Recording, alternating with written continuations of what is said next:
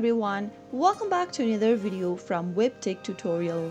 In today's episode, I'm gonna be showing you how to change your language on eToro account. So here's how you can easily do it. First of all, open your web browser and type in eToro.com in it. Also make sure to log into your eToro account by entering its credentials. After logging in, from the left-hand side menu, scroll down and click on Settings. Once you click Settings, click on the General tab. You will then come across this interface where you'll be able to see the language option. Click on the language and then select the language you'd like to change to. And within a few seconds, you will be able to change the display language of your eToro account in the preferred one. So that's how easy it is to change your language on eToro within a few steps. I hope the tutorial was helpful to you. Don't forget to give us a thumbs up.